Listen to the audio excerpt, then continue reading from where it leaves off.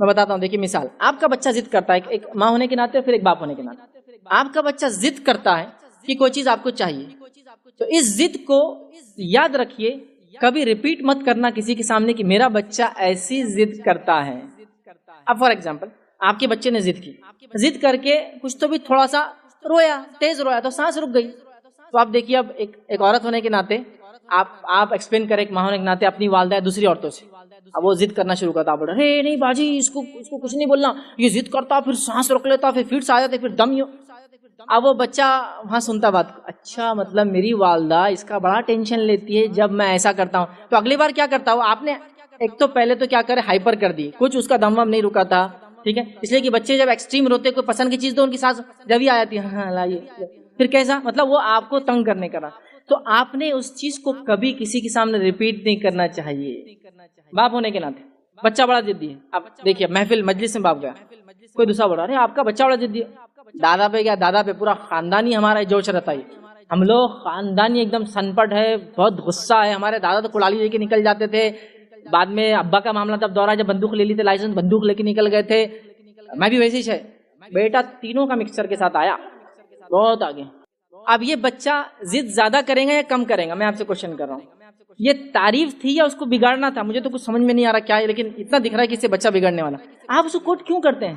ایسے باتوں کو بالکل فنش کر دینا، نیکسٹ ٹائم بچے نے ترسنا کہ میں نے اتنی ضد کیا تو انہوں نے کیا ری ایکشن دیا اس کا، اور والدہ نے بولا کل آپ نے اتنا روتے نا بیٹے، دیکھو زیادہ رونے سے سانس رک جاتی اور کبھی کبھی سانس رکنے سے انسان مر سکتا ہے، دیکھیے آپ کی زندگی آپ طے کیا کرنا، تو وہ اگلی بار بولتا ہے یہ تو ٹینشن ہی نہیں لے میری موت زندگی کا، نہیں بیٹا یہ تو آپ نے طے کیا نا سانس روکنا، میں نے تو گلا نہیں دبایا آپ کا، پھر آپ کیوں کرتے ہیں ایسا نہیں کرنا چاہیے، اگلے بار دیکھیے وہ احتیاط کریں گے، بلکہ کوئی دوسرا ہوتا ہے ویسا نہیں کرنا، مر جاتے اسے بولتے اور اس کا کوئی ٹینشن گھر میں لینے والا ہے نہیں تو سدھر جاؤ، تو آپ اس کی ضد کو بڑھاتے ہیں، وہ نہیں بڑھاتا ہے، جب آپ اس کی ضد کو کوٹ کرتے ہیں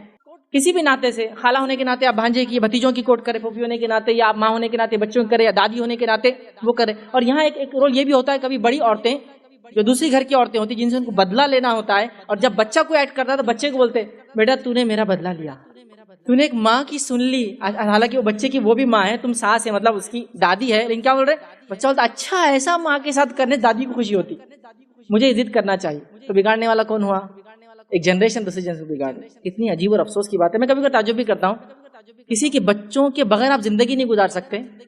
اور کسی کی بیٹی کو آپ بے انتہا ناپسند کرتے ہیں، وہ جس کو ناپسند کرتے بہو ہے، اور جس کو پسند کرتے اسی کی بچے ہو، بچے تو اس کے ہیں نا، آپ کے پوتے ہیں لیکن بچے اس سے ہوئے ہو، تو آپ کو وہ پسند نہیں جس کے ذریعے بچے آئے، لیکن وہ بچے آپ کی بغیر آپ کی جان ہے، تو سوچیے یہ بگاڑ کی وجہ تو نہیں بن رہے، ہمارا لاڑ پیار محبت کسی کی دشمنی میں بچوں، آپ دو لوگ مل کر بات کر رہے ہیں، بچے کی کوئی خرابی خامی ہے ضد شرارتیں ڈسکلوز نہیں کریں گے، اس کو ایٹیکیٹ سکھائیں گے۔ ایک واقعہ سنا تھا، آپ سب کے ساتھ ہوتا ہے، آپ کسی ہال پہ جا رہے ہیں، شادی وغیرہ ہے، کوئی بڑا ہال ہے، اس کے باہر بلونز والا کھڑا ہے نا، یہ سب کے ساتھ ہوا ہوں گا، جاتے ہی بچہ لٹک گیا، جاتے ہی لٹک گیا انہیں بھائی یہ ہونا، اب آپ ایک کو گود میں دوسرے کھینچ رہے، بیٹا کچھ سمجھ آتا، دو پتنگ ایک ساتھ ہاتھ میں دی تو کیسا ہوگا آدمی کا، اب وہ بچہ آپ کیا کرتے اچھا اچھا اچھا دے رہی برخا کر دوں گا، آپ کی ساڑی کی میریاں نکال دوں گا، بہت محنت کی ہے آپ نے اس پہ، نہیں بیٹا بس بس بس کیا ہونا جلدی لے لو تم، اور آپ نے دلا دیا، نیکسٹ ٹائم کے لیے اس کو ایکسٹورشن کا طریقہ مل گیا آپ کو نکالنے، اس کا رول یہ ہونا چاہیے جو پریکٹیکلی آپ دیکھیے آزما کے فائدہ ہونا انشاءاللہ۔ آپ کے بچے نے آپ کو اس جگہ ضد کیا، تو آپ ہال جانے سے پہلے بولے بیٹا ہال کے باہر بلونس والے ہوتے ہیں، پگے کھلونے لے کے لوگ ہوتے ہیں، آپ کو ہم دلائیں گے انشاءاللہ، اس میں کوئی منع نہیں، لیکن آپ ان دعوت اٹینڈ کریں گے، دعوت سے نکلتے وقت ہم آپ کو جو آپ کی چیز چوائس کی ہوں گی انشاءاللہ ہم خود دلائیں گے، ابو کو بولیں گے، پاپا کو بولیں گے، جو بھی ہے، آپ جاتے وقت ضد نہیں کریں گے، دس از اے پرومس، وہاں جانے کے بعد تھوڑی ضد کریں گے، آپ فوراً پرومس یاد آ گیا، سیکنڈ اس کے بعد یہ ضد کر رہا ہے، رول نمبر 2 آپ اس کو بولیے دیکھیے اتنے لوگ آپ کو دیکھ رہے ہیں، کیونکہ آپ اپنی عزت سے ڈر کے اس کو بات مانتے ہیں نا، اس کی بھی ایک عزت ہوتی ہے، سیلف ڈگنیٹی مت آپ بھولیے، وہ بچہ کتنی بھی چھوٹی عمر کا ہو اس کی سیلف ریسپیکٹ اور ڈگنیٹی ہوتی ہے، وہ ہرٹ ہوتی ہے کتنا بھی چھوٹا رہے، تو آپ اس کو بولیے یہ جتنے لوگ آپ کو دیکھ رہے ہیں ان سب کے سامنے میں آپ کو ایک زوردار جو تماچا دے سکتی ہوں، نہیں کروں گی، اگر آپ نے یہ ضد نہیں چھوڑی تو آتے وقت تو میں دینے ہی والی چیز دلانے والی ہوں، لیکن ابھی ضد نہیں کریں گے، تو وہ ڈر جاتا، جہاں آپ ڈر رہے تھے کہ وہ آپ کی سیلف رسپیکٹ خراب کریں گا، عزت وہ کریں گا، آپ نے اس کو چیلنج کر دیا۔ میں نے ایک جگہ دیکھا، ایک جگہ میں ایک سفر پہ تھا، ایک بچہ لفٹ میں ابا کے ساتھ تھا اور اس کے والد اس سے بات کرے اور بول رہے بڑے میری عزت میں تو اتارا اوپر چل کے، میری عزت نہیں اتارنا، اور آج نہیں عزت اتاروں گا تمہاری میں. تو بیٹے کتنا دوں دیکھو, تو بولے 100 ریال دے دو. بولے میرے کو ریال میں بات چل رہی تھی, انہوں نے 100 ریال دیے صرف عزت نہیں اتارنے کے لیے دعوت میں. تو میں نے ان سے پوچھا اوپر جانے کے بعد کیا کرتا ہو ایسا, تو بولے جاتے بولے ویٹر کے ہاتھ میں چیزیں گرا دیں گا, کیک دکھا دو پھیلا دیں گا, اور جان بوجھ کے کرتا اور بولتا عزت اتار دوں گا جلدی پیسے دو. تو میں کیا کرتا, بولے مجلس میں جانے سے پہلے بارگین کر کے پیسے دے کے اوپر جاتا ہوں. یہ ہوتا ہے. تو یہ ضد کو آپ کو ایک بار برداشت کرنا پڑے گا کہ آپ کرو جتنا کرنا بیٹا, آج ضد آج تو نہیں ملیں گا, میں بھی یہاں بیٹھوں گی, اس سے میرا کچھ نہیں جائے گا, لیکن کل کو جب آپ بڑے ہوں گے نا لوگ بولیں گے یہ وہی گندا بچہ ہے کہ جو ضد کر رہا تھا. اس کی اپنی بھی رسپیکٹ ہوتی ہے. فوراً نہیں نہیں نہیں, آپ کو اچھا لیں گے جب بڑھیں گے لوگ ایسا بولیں گے نہیں نہیں نہیں, ہاں تو پھر آپ سوچیے ہمارا کچھ نہیں جانا. آپ اس کو اس کے ضد شرارتوں کو کنٹرول کیجیے, ورنہ پھر کیا ہوتا ہے کہ حد کے بعد کنٹرول نہیں کر پاتے. چوتھی چیز, یہ آپ کے لیے نیک نامی کی وجہ بنے گی, یہ دنیا میں جائز شہرت کی وجہ بنے گی, یہ آپ کے لیے سب کچھ قربان کرنے والی ہوں گی, محبت کرنے والی بنے گی. جب آپ بیمار ہوں گے آپ کا سپورٹ بنے گی, جب دنیا سے چلے جائیں گے مغفرت کی دعا کر کے آپ کے مقام کو ایلیویٹ مطلب بڑھانے کا ذریعہ بنے گی. اور اس کے بعد کی نسلیں اگر اس تربیت کے اثر سے اس اولاد نے حاصل کی اور نسلیں چلیں گی, یہ جتنی جنریشن آئیں گی جنریشنز آپ کے مقام کو مرنے کے بعد بھی اونچا کرتے چلے جائیں گی. تو یہ بھی ایک بہت بڑا ایسٹ ہے اور یہ ریئل ایسٹ ہے. لیکن ایک افسوس کی بات یہاں یہ بتاتا چلوں کہ امت مسلمہ نے کچھ چیزوں کا غم کرنا سیکھ لیا اور کچھ چیزوں کا غم کرنا ابھی بھی باقی ہے. مطلب کچھ چیزوں کا احساس ان کے دل میں آ گیا اور کچھ احساسات ابھی بھی ڈیولپ نہیں ہوئے. امت مسلمہ نے مال کے نقصان کا احساس سمجھ لیا. جیسے اگر کسی کے پاس کوئی خبر آئے, چلیے بہت بڑی خبر نہیں دیتا ہوں, آپ کے گھر میں یا کسی گھر میں مرغی چوری ہو گئی, تو جس کو پتا چلے گا نا وہ بولے گا اچھا نہیں ہوا, تو مال ضائع ہوا نا. تو مال کے ضائع ہونے پر مطلب آپ کے پاس جو مال و دولت ہے اس کے ضائع ہونے پر, چوری ہونے پر, برباد ہونے پر افسوس کرتے ہیں. کسی گاڑی کا ایکسیڈنٹ ہو گیا, کیا کرتے ہیں آپ لوگ, افسوس جتاتے ہیں اچھا نہیں ہوا. اب چاہے دل میں خوشی ہو رہی, کچھ لوگوں کا ایک الگ مسئلہ ہے وہ حسد کا, لیکن ان جنرل سینس آپ بولتے اچھا نہیں ہوا. تو مال کے ضائع ہونے پر افسوس کرنا ہم نے سیکھ لیا. تو میں یہاں ایک نصیحت کرتا چلوں کہ اپنی اولاد کے ضائع ہونے پر بھی افسوس کرنا ہم لوگ سیکھ لیں. چونکہ امت مسلمہ کے ہم محلوں سے جب گزرتے ہیں تو برائی کے معنی میں نہیں ہے, لیکن ہم کو سیکھنا ہے, تربیت تو حاصل کرنا ضروری ہے. جب ہم گزرتے ہیں اور ہمارے بچوں کی بے راہ روی دیکھتے ہیں تو ہم کو وہاں بھی افسوس ہونا چاہیے کہ اولاد کے ضائع ہونے پر افسوس کہاں کر رہے ہیں, ہم نہیں کر رہے ہیں. بلکہ کبھی کبھار تو اولاد کے ضائع ہونے پر, برباد ہونے پر, غلط کام کرنے کو فخر اور شہرت کی وجہ ہم سمجھ رہے ہیں. سمجھ رہے ہیں بات کو, مطلب بدنامی ہوئی تو کیا ہوا, ایک نام بھی تو ہوا اس میں, مطلب اس لیول پہ ہم آ چکے ہیں کہ میں بدنام ہوں, لیکن نام کتنا اخباروں میں آ گیا نا, چلو کوئی نہ کوئی تو پہچاننے لگ گیا. اب ہم لوگوں اس لیول پر آ چکے ہیں, مطلب یہ ٹی آر پی والا گیم چل رہا ہے ہر طرف, مطلب لوگ اپنی شہرت کے لیے, اپنے نام کے لیے سب کر رہے ہیں. تو ہمیں یہ افسوس کرنا سیکھنا ہوگا اولاد کے ضائع ہونے پر. آئیے, چونکہ میرا عنوان پیرنٹنگ ان ڈیجیٹل ایج ہے, بہت حساس ٹاپک ہے, جدید دور میں اولاد کی تربیت میں اور آپ کیسے کریں. تو پہلے آئیے قرآن کی ایک آیت میں آپ کے سامنے رکھتا ہوں اور اس کو جاننے کی ہم کوشش کرتے ہیں کہ اولاد کیا چیز ہے. اللہ رب العزت قرآن کے اندر سورہ نمبر 64 آیت نمبر 15 میں فرماتا اور کہتا ہے انما اموالکم واولادکم فتنہ, کہ تمہارے لیے تمہارے جو ہے مال اور اولاد فتنہ ہے, مطلب آزمائش ہے, ٹیسٹ ہے, ٹرائل بھی ہو سکتا ہے اور ٹریبولیشن بھی ہو سکتا ہے. یہ ایک ٹیسٹ ہے. آزمائش کئی چیزوں کے معنی میں ہوتی ہے, اچھے لوگوں کے لیے یہ اچھے معنی میں ہوتی ہے اور برے لوگوں کے لیے عذاب کے معنی میں ہوتی ہے. تو ہماری اولاد ہمارے لیے آزمائش ہے, اور یہ آیت قرآن میں 2 جگہ دہرائی گئی. تو میری اور آپ کی اولاد, اگر یہ نعمت اللہ نے دی تو میرے اور آپ کے لیے کیا یہ اولاد آزمائش ہے. کیسی میں اور آپ تربیت کرتے ہیں, کیا اس کے لیے کوششیں کرتے ہیں, اس کے ادب اور اخلاق کو کیسے ڈیولپ کرتے ہیں, اس کو کیسے ایجوکیٹ کرتے ہیں, تعلیم دیتے ہیں, اس کو کیسا آپ چھوڑ کر جاتے ہیں جب دنیا سے جاتے ہیں. تو یہ آزمائش ہے, یاد رکھیے, ٹیسٹ ہے. جیسے کہ ہم جانتے ہیں قابل نے حابل کا قتل کیا, ٹھیک ہے, قابل نے حابل کا قتل کیا. لوگ بہت کنفیوز ہوتے ہیں اس میں, ہے نا, کیونکہ ایجوکیشن کا سیشن ہے, یہ بھی رکھ دیتا ہوں. تو آپ یاد رکھیے قاف سے قابل اور قاف سے قاتل, ٹھیک ہے, تو آپ بھولیں گے نہیں آپ کس نے کس کا قتل کیا. تو قابل نے حابل کا قتل کیا, یاد رکھیے, ٹھیک ہے. تو اللہ کے رسول صلی اللہ علیہ وسلم فرماتے, بخاری کی روایت ہے, قیامت تک جتنے مرڈرز ہوں گے قابل کو ایک پارٹ اس کا ملتے رہیں گا, چونکہ اس نے گناہ کی شروعات کی. اولاد آپ کے اور میرے لیے ثواب جاریہ جب اس کی صحیح تربیت ہو. اگر ہم چلے جائیں اس کی صحیح تربیت کر کے, اور اس کے بعد کی فورتھ کمنگ جنریشنز بھی اگر اس تربیت کی وجہ سے متاثر ہوئی اور اس کی وجہ سے فائدہ اٹھایا, سب کا اجر آپ کو ملتا رہے گا, آپ تو دنیا سے چلے جائیں گے. لیکن یہاں یہ بات بھی میں ریمائنڈر دے دوں, یہ آزمائش ایسی بن سکتی ہے میرے اور آپ کے لیے برائی کی سینس میں کہ ان کی تربیت نہ کرنے کی وجہ سے یہ بگڑ جائے اور یہ بری نکل جائے. میری اور آپ کی آنکھیں تو بند ہو جائیں گی, لیکن گناہ کا اکاؤنٹ کلوز نہیں ہونے والا. یاد رکھیں, جب تک اس برائی کی وجہ سے جتنی جنریشنز خراب ہوں گی سب کا ایک پارٹ ملتا رہے گا, چاہے آپ نے سوچ سمجھ کے یہ کیا ہو یا غلطی سے کیا ہو. کیونکہ قابل نے خون کیا حابل کا, لیکن اس نے یہ نہیں سوچا تھا کہ پورے جنریشن میں جتنے خون ہوں گے مجھ پہ ایک پارٹ آئے گا. اللہ نے لیکن اس کو ایک حصہ دیا ہے. کیوں؟ تو ایک برائی کی اس نے شروعات کی. تو اگر آپ اپنی اولاد کو صحیح تربیت نہیں دیتے ہیں اور ایک برائی کی شروعات اس سے سماج میں پھیلتی ہے اور آنے والی جنریشنز اس میں جو ہے مبتلا ہوتی ہے, تو یہ اولاد پھر اس آیت کے تحت آزمائش بن جائے گی, زبردست آزمائش. تو ہماری اولاد یہ ایک ایسٹ ہے, یاد رکھیں. اب ان کی تربیت کب سے کب تک وہ بھی ہم جان لیتے ہیں, تاکہ کبھی ہوتا ہے کب لے جا کر کہاں تک تربیت کرے. تو آئیے میں اس بات کو آپ کو واضح کرتا ہوں. اولاد کی تربیت ان کی پیدائش سے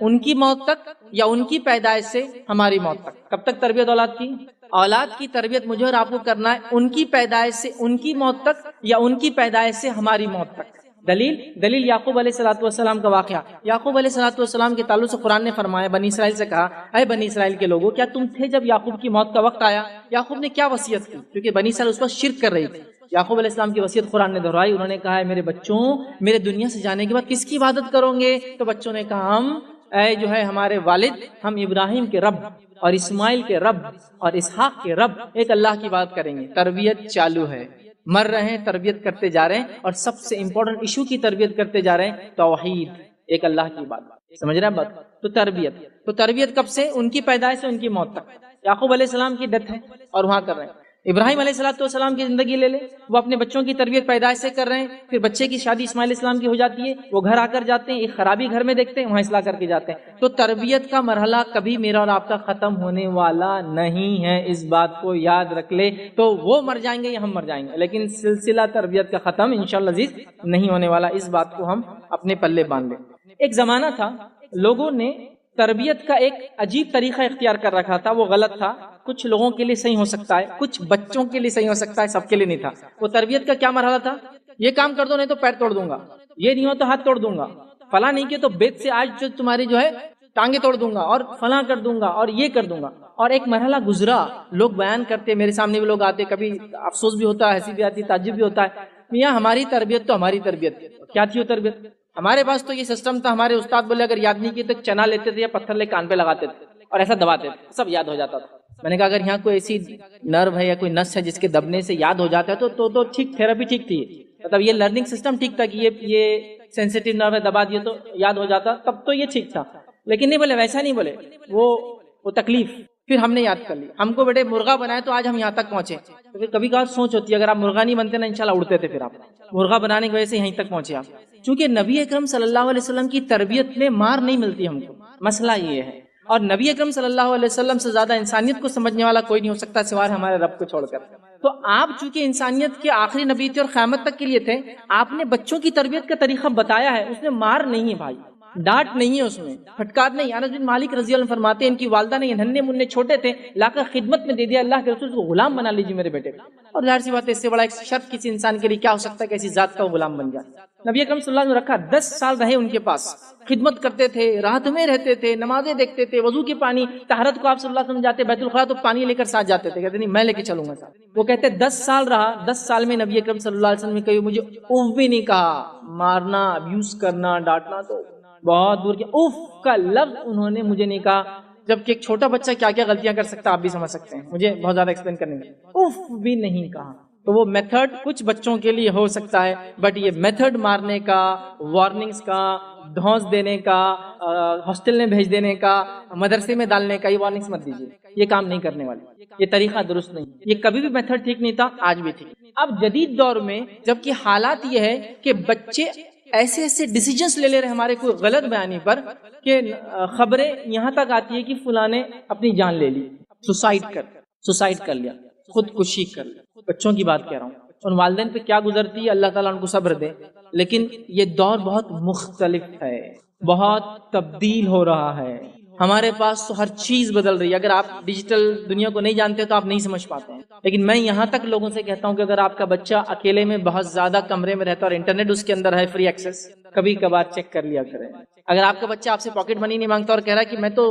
سیلف جو ہے سسٹین کرتا ہوں اس لیے کہ انٹرنیٹ کے تھرو میری انکم ہے, پلیز ایک بار جانچ لیں وہ کیسا ارن کرتا ہے. کیونکہ میں ایسے لوگوں کو بھی جانتا ہوں, ایسے بچوں کو بھی جانتا ہوں جو $100 پر آور کماتے ہیں. صرف کرنا کچھ نہیں ہوتا ہے, ان کو ویب کیم کے سامنے بغیر شرٹ کے بیٹھنا ہوتا ہے لڑکوں کو, اور ان کے اکاؤنٹ سے پیسے آ جاتے ہیں. بٹ آپ کو پتا ہونا چاہیے وہ کیا یوز کرتے ہیں ان کی ویڈیوز کو اور کس سے ارن کرتے ہیں. تو یہ ڈیجیٹل ایج ہے. اگر اس ایج کو آپ نہیں سمجھ سکتے ہیں تو آپ بہت پیچھے ہیں. دوسرا بتا دوں، کسی زمانے میں لوگ کہتے تھے ایک طبقہ جو ہے وہ 100 سال کا ہوتا ہے، 100 ایئر میں جنریشن چینج ہوتی ہے، ایک طبقہ ہے جو 50 ایئرس میں بدلتا ہے، ایک طبقہ ہے جو 25 سال میں بدلتا ہے۔ میں کہتا ہوں آج کی جنریشن جو چینج ہوتی ہے وہ 18 منتھس کے حساب سے چینج ہوتی ہے، کیونکہ ڈیجیٹل ایج 18 منتھس میں اپنے آپ کو تبدیل کرتا ہے۔ اور ڈیجیٹل ایج کا اگر خصوصی آپ دیکھیں، 18 منتھس میں چیزوں کا میموری ڈبل ہوتی ہے اور سائز ہاف ہو جاتا ہے۔ یہ آئی ٹی کا رول یاد ہے کہ چیزوں کی میموری ڈبل ہو جائیں گی، سائز ہاف ہو جاتا ہے نا۔ اور 10 ایئرس تو لیپ ہوتا ہے آئی ٹی کے اندر، مطلب ایک جنریشن سے بالکل دوسرے فیز لیپ۔ اور اس کی مثال آپ کو دوں،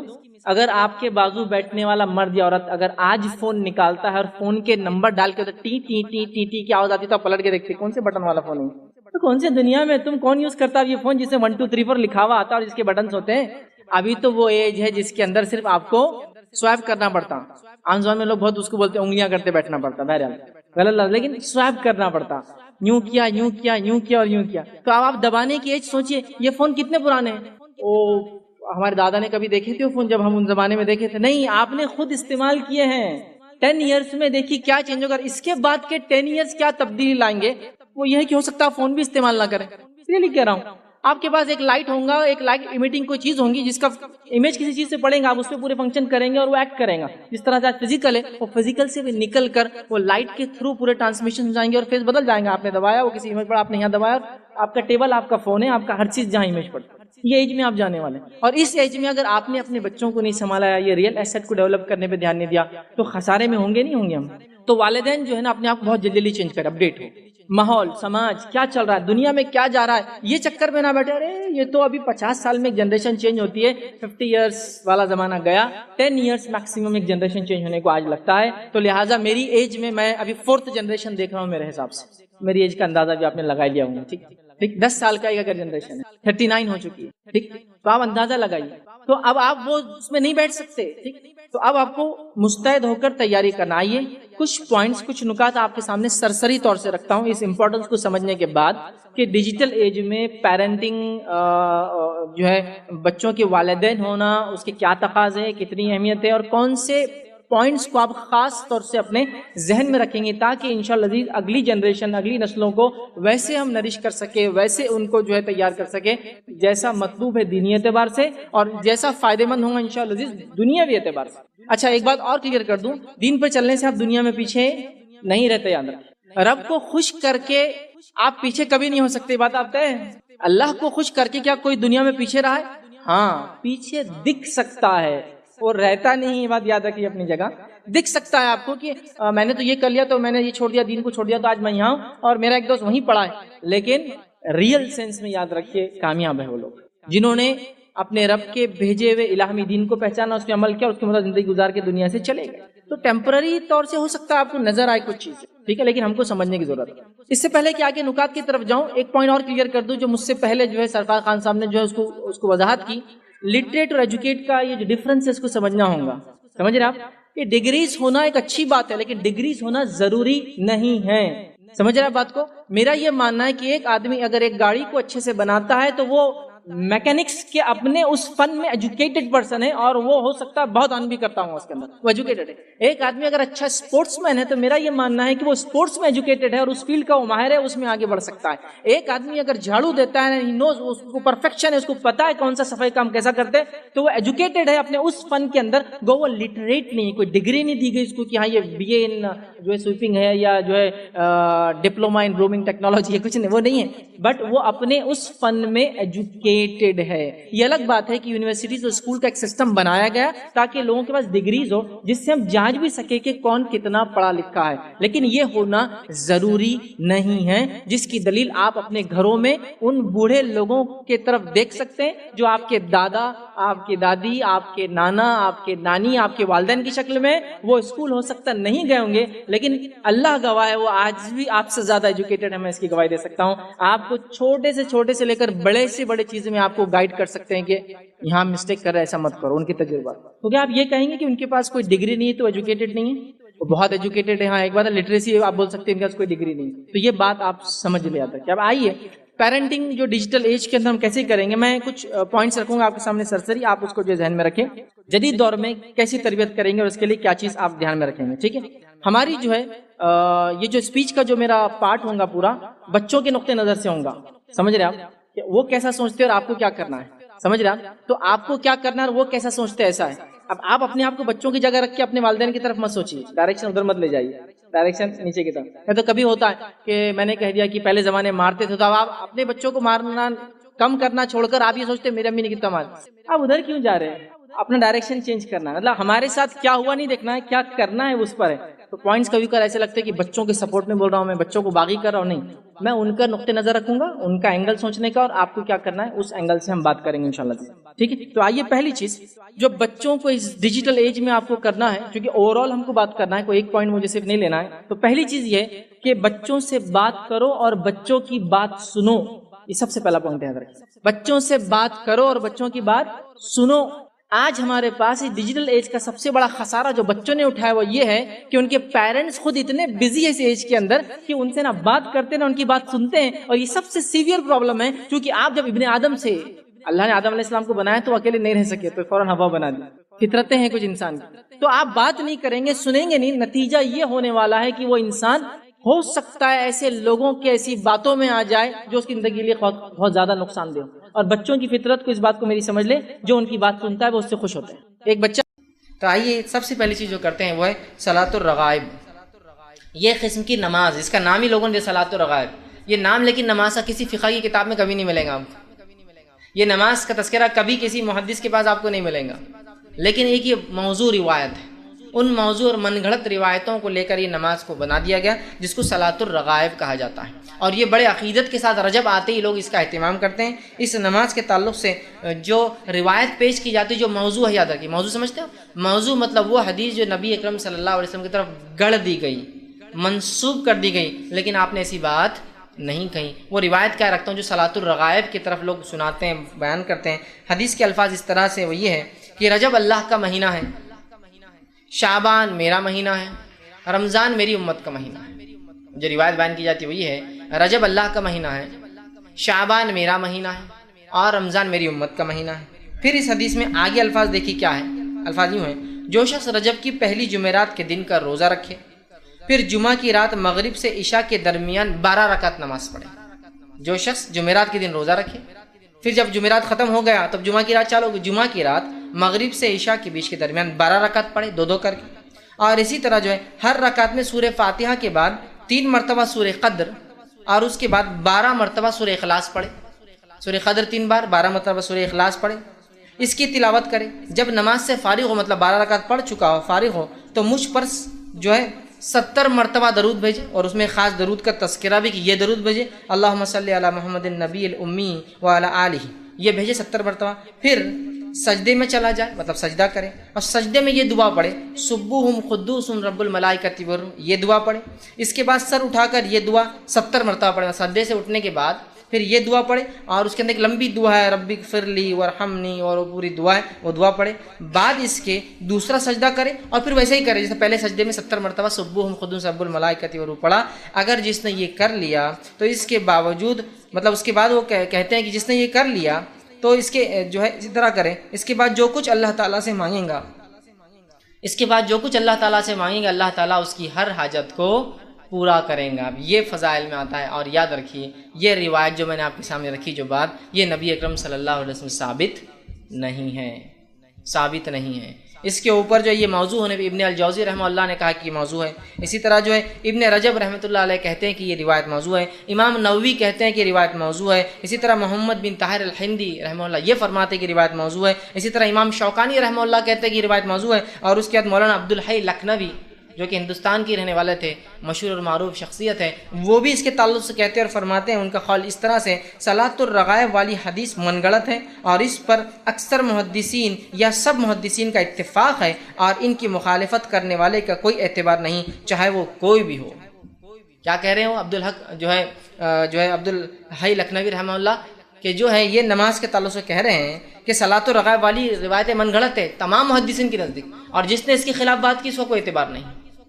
تو یہ صلاۃ الرغائب جو خاص طور سے پہلے جمعرات کا جو رجب کے اندر روزہ رکھا جاتا ہے، اس کے بعد رات جب آتی ہے تو 12 رکعت نماز اس طریقے سے پڑھی جاتی ہے، یاد رکھیے اس کا کوئی وجود اس کا کوئی ثبوت، اس کی کوئی دلیل صحیح ثابت نہیں ہے، یہ موضوع ہے اور علماء کو چاہیے کہ اس موضوع بات کا اظہار کرے، ورنہ یہ موضوع روایتیں جو نبی اکرم صلی اللہ علیہ وسلم طرف گڑھی گئی ہے، یاد رکھیں یہ بھی جھوٹ میں شامل ہے، اور آپ صلی اللہ علیہ وسلم اس کی وضاحت حدیث میں کر دی، جو جانتے بوجھتے مجھ پر جھوٹ باندھے وہ اپنا ٹھکانہ جہنم کی آگ بنا لے۔ تو ہم کوشش کریں کبھی بھی ان موضوع روایتوں کو کبھی بھی جو اپنی طرف سے ہم روایت کرنے کی کوشش نہ کریں، بلکہ ہم انکار کریں کہ نہیں یہ غلط ہے۔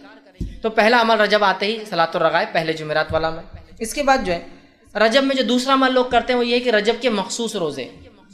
ایک تو یہ پہلا روزہ جمعرات کا اور اس کے بعد کی نماز صلاۃ الرغائب، لیکن اس کے علاوہ مخصوص روزے رکھتے ہیں اور ان روزوں کے تعلق سے مختلف روایتیں ہیں۔ پہلی بات تو وضاحت کر دوں، نبی اکرم صلی اللہ علیہ وسلم نے رجب میں کوئی خاص روزہ نہیں رکھا اور رجب کے اندر آپ نے کسی خاص روزے کا حکم نہیں دیا۔ دونوں باتیں ہیں، ایک تو آپ کا عمل بھی نہیں، آپ کا حکم بھی نہیں۔ نبی اکرم صلی اللہ علیہ وسلم رجب میں کوئی خاص روزہ نہیں رکھا اور کسی خاص روزے کے رکھنے کا حکم نہیں دیا، یاد رکھیے۔ اب جو لوگ یہ روایتیں بیان کرتے ہیں رجب کے روزوں کی، وہ سب من گھڑت ہے، یاد رکھیے۔ امام نووی رحمہ اللہ نے ایک بہت اچھی بات فرمائی، جب بھی کسی حدیث کو ایسے دیکھو جس کے فضائل بہت ہی زیادہ ہو رہے ہو، یا محدثین کے اقوال ایسے موجود ہیں کہ جب تم دیکھو کہ کسی حدیث میں یا کسی عمل کے بہت زیادہ فضائل پتہ چل رہے ہو، تو جان لو کہ یہ فضائل من گھڑت ہے یا وہ حدیث من گھڑت ہوں گی، صحیح روایتوں کے مقابلے میں۔ یاد رکھیے صحیح روایتیں جیسا مثال کے طور پہ شب قدر کی فضیلت کیا ہے؟ 1000 مہینوں سے افضل ہے۔ اب کوئی کہے شب قدر کے علاوہ کوئی ایک رات آتی ہے وہ 1000 مہینے نہیں 2000 مہینوں سے افضل ہے، تو آپ سمجھ جائیے کہ یہ گڑبڑ ہے، کہ تو ہائیسٹ لیول آف ثواب رات میں جاگنے کا وہ 1000 مہینہ ہے۔ اب کچھ لوگوں نے اس کو اگر ہم 1000 مہینوں کو اگر سالوں میں کنورٹ کرے تو ہوتا ہے 83.83 سال اور 3 مہینے، ٹھیک، یہ اس کی عدد ہوتے ہیں۔ آپ کو کہا ایک رات جاگنے کا روزہ رکھنے کا 120 سال کے گناہ معاف ہوتے، تو آپ سمجھ جائیے کچھ تو بھی گڑبڑ ہے۔ جس رات کے جاگنے کی بات قرآن کہہ رہا ہے، جس رات کی عبادت کو قرآن 1000 کہہ رہا ہے، اور کوئی 120 سال کا کہے تو سمجھ جائیے کچھ نہ کچھ، مطلب بہت کثیر ثواب جو کہ صحیح اعمال کے مقابلے میں آ رہا ہے، سمجھ جائیے من گڑت ہے۔ اب دیکھیے کیا روایت بیان کی جاتی ہے اس میں روزوں کے فضائل میں۔ روایت اس طرح سے موضوع ہے، یاد رکھیے روایت موضوع ہے، اللہ رب العزت رحم کرے، میں صرف روایت کرنے کے اعتبار سے کر رہا ہوں۔ وہ ایسا کہا جا رہا ہے کہ اللہ کے رسول نے اس میں کہا، جبکہ وہ روایت موضوع ہے۔ حدیث کے الفاظ اس طرح سے ہے، مطلب وہ حدیث جو موضوع ہے، جو آپ کی طرف من گڑت منسوب کی گئی، الفاظ یوں ہیں: بے شک رجب کا مہینہ عظمت والا مہینہ ہے، اور آگے اس کے الفاظ ہیں: جو شخص اس میں اللہ تعالیٰ اس کے لیے 1000 سال کے روزے لکھ دیتا ہے، اور 2 روزے رکھے تو 2000 سال کے روزوں کا ثواب لکھ دیتا ہے، اور 3 روزے رکھے تو 3000 سال کے روزوں کا ثواب لکھ دیتا ہے۔ پھر اس کے اندر ہے اور جو ہے لکھ دیتا ہے، اور اگر 7 دن کے روزے رکھے تو اللہ جو ہے اس کو جہنم کے دروازے اس کے لیے بند کر دیتا ہے، اور اگر 8 دن کے روزے رکھے تو جنت کے پورے دروازے اس کے لیے کھول دیتا ہے، اور جس میں سے چاہے جنت میں تاکہ وہ داخل ہو جائے۔ اور جو شخص 15 دن کے روزے رکھے اس کی برائیوں کو نیکیوں میں تبدیل کر دیا جاتا ہے، اور ایک منادی دینے والا آسمان پہ اعلان کرتا ہے: اللہ تعالیٰ نے تمہاری مغفرت کر دی، اب تم نئے سرے سے عمل شروع کرو، ٹھیک ہے۔ اور جو شخص اس میں زیادہ سے زیادہ روزے رکھے اللہ تعالیٰ اس کو زیادہ سے زیادہ عطا فرماتا ہے۔ یہ روایت موضوع ہے اور من گڑت ہے۔ امام الجوزی نے اپنی موضوعات اپنی کتاب الموضوع کے اندر اس کو روایت کیا، اور اکثر محدثین نے اس کو اپنی موضوعات کے اندر روایت کیا کہ یہ روایت صحیح نہیں ہے۔ یہ تو 1000 دن کے روزوں کا ثواب بتایا جا رہا ہے، 2000 دن کے روزے، مطلب 30 دن رکھ لیا تو 3000 ہو گئے، یا 29 کا دن آتا 29000۔ اللاجیکل بات ہے، اس لیے کہ دیگر اعمال پہ شب قدر پر یا رمضان کے روزوں پر یہ فضائل کی بات نہیں آ رہی، یاد رکھیے۔ اسی لیے میں نے کہا کثرت سے جب فضیلتیں آئی کسی چیز میں بہت زیادہ جو صحیح کے مقابلے میں ہو تو سمجھ آئی کچھ نہ کچھ گڑبڑ آ رہی ہے اس کے اندر، ٹھیک ہے۔ تو بہرحال دیکھیے کس قسم سے بات آئی ہے، یاد رکھیے یہ تمام چیزیں جو ہے موضوع ہے۔ اسی طرح اس میں ایک خاص نماز کا بھی تذکر آتا ہے روزے کے ساتھ، کہ روزہ رکھے اور نماز پڑھے، وہ اس طرح سے بیان کیا جاتا ہے، اور یہ بھی روایت موضوع ہے، جھوٹی ہے لیکن لوگ عمل کرتے ہوئے کیا ہے، حدیث کو ایسا بیان کیا جاتا ہے جو کہ جھوٹی ہے: جو آدمی رجب میں 1 دن کا روزہ رکھے، اس میں 4 رکعت اس طرح پڑھے کہ پہلی رکعت میں سورہ جو ہے فاتحہ کے بعد جو ہے 100 مرتبہ آیت الکرسی پڑھے، اور پھر دوسری رکعت میں 100 مرتبہ سورہ اخلاص پڑھے، مطلب پہلی رکعت میں سورہ فاتحہ 100 مرتبہ آیت الکرسی، دوسری رکعت میں سورہ فاتحہ کا 100 مرتبہ سورہ اخلاص پڑھے، تو اس کی موت نہیں آئے گی یہاں تک کہ وہ جنت اس سے دکھا لیا جائے، یا جنت میں اس کا ٹھکانہ نہ اسے بتا دیا جائے۔ مطلب روزہ رکھے، روزہ رکھنے کے بعد 4 رکعت اس روزے میں یہ نماز پڑھے، کیا نماز پڑھے جو بتایا جا رہا طریقہ کہ سورہ فاتحہ کے بعد 100 مرتبہ آیت الکرسی، سورہ فاتحہ کے بعد 100 مرتبہ سورہ اخلاص، تو فائدہ کیا ہوگا اس کو؟ نہیں مرے گا مگر جنت میں اس کا ٹھکانہ بتا دیا جائے گا کہ تم یہاں رہنے والے ہو جنت۔ یہ صحیح روایت نہیں ہے، یاد رکھیے یہ موضوع ہے۔ تو بہرحال اس مہینے کے اندر کوئی نماز ثابت نہیں آتی، کوئی روزہ خاص ثابت نہیں۔ اسی طرح ایک اور جو ہے بات نبی اکرم صلی اللہ علیہ وسلم کی طرف منسوب کی جاتی ہے، ایک اور روایت بیان کی جاتی ہے رجب کے فضائل میں، وہ کیا ہے وہ بھی رکھ دیتا ہوں۔ یوں بیان کیا ہے، جو شخص رجب میں 3 دن کے روزے رکھے گا اللہ اس کو پورے مہینے کے روزوں کا ثواب لکھ دے گا، اور جو 15 دن کے روزے رکھیں گا اللہ تعالیٰ اس کے لیے اپنی رضامندی لکھ دے گا، اور جس کے لیے رضامندی لکھ دی جائے گی اسے عذاب نہ دے گا، اور جو پورے مہینے کے روزے رکھیں گا اسے اللہ تعالیٰ آسانی سے اس کا حساب کر لے گا۔ یہ روایت بھی صحیح نہیں ہے، لہٰذا ہمیں پتہ چلا رجب کے اندر کوئی بھی عمل نماز کے معاملے میں سنت سے ثابت نہیں، خاص کوئی بھی عمل اور روزے کے تعلق سے خاص سنت سے ثابت نہیں۔ آئیے تیسرا کام جو رجب میں ہوتا ہے، بڑے دھڑلے سے ہوتا ہے اور ڈٹ کر ہوتا ہے، وہ کیا ہے؟ وہ یہ ہے کہ رجب کی 27 کی رات کو خاص طور سے شب معراج منایا جاتا ہے۔ الاسراء والمعراج، مسجد سج رہی ہے اور تیاریاں ہو رہی ہے، اور بہت سارے لوگ سال گزرنے کے بعد رجب کی 27 کو ان کو یاد آتا ہے اپن مسلمان ہیں، اب رمضان نزدیک آ رہا ہے، اب مسلمان ہیں، اپن نمازیں شروع کرنا رجب آ رہا ہے، پھر 15 کو ایک اور نئی رات مناتے ہیں شب برات، پھر یاد آتا ہے اب تو رمضان بہت نزدیک، 15 دن سدھر جاؤ، اور پھر آ جاتے ہیں رمضان، اور جب رمضان آتے ہیں اور اصلی رات آتی ہے تو ڈپلیکیٹ راتوں کے چکر میں اصلی رات ہاتھ سے چلی جاتی ہے۔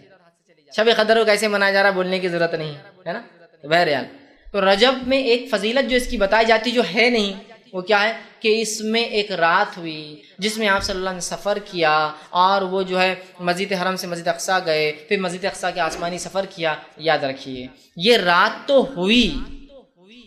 کب ہوئی وہ نہیں پتا ہے ہم کو، 27 خاص نہیں، کب ہوئی نہیں پتا ہے۔ یہ واقعہ صحیح ہے کہ آپ صلی اللہ علیہ وسلم کو معراج ہوئی، ٹھیک۔ اب بہت سے لوگ ہوتے ہیں وہ بولتے ہیں کہ جو ہے قرآن کے اندر معراج کا تذکرہ ہے، قرآن کے اندر معراج کا، اس لیے ہم منانا چاہیے۔ قرآن کے اندر الحمدللہ معراج کا تذکرہ کہیں بھی نہیں ہے۔ قرآن کے اندر تذکرہ اسراء کا ہے، قرآن کے اندر تذکرہ اسراء اور معراج کیا ہے بتا دیتا ہوں۔ اسراء کہتے ہیں اس سفر کو جو آپ صلی اللہ علیہ وسلم نے مسجد حرم سے مسجد اقصیٰ طے کیا، یہ اسراء، اور معراج کہتے ہیں اس سفر کو جو مسجد اقصیٰ سے آسمان ہو۔ معراج کا مطلب ہوتا ہے چڑھنا، سیڑھیاں اوپر کی طرف جانا، وہ تذکرہ ہے۔ تو قرآن نے کہیں بھی معراج کا تذکرہ نہیں کیا، اسراء کا کیا۔ سبحان الذی اسریٰ، سورہ جو ہے بنی اسرائیل سورہ نمبر 17 آیت نمبر 1، سبحان الذی اسریٰ بعبدہ لیلا من المسجد الحرام الی المسجد الاقصی الذی بارکنا حولہ لنریہ من آیاتنا انہ هو السمیع البصیر۔ یہ آیت نے فرمایا کہ پاک بابرکت ہے وہ ذات جو لے گیا اپنے بندے کو رات کے ایک حصے میں مسجد حرام سے مسجد اقصیٰ کی طرف، جس کے اطراف ہم نے اپنی برکتیں پھیلا رکھی ہے، تاکہ جو ہے لنریہ من آیاتنا، اپنے بندے کو اللہ کے رسول صلی اللہ علیہ وسلم کچھ نشانیاں دکھائے اپنی۔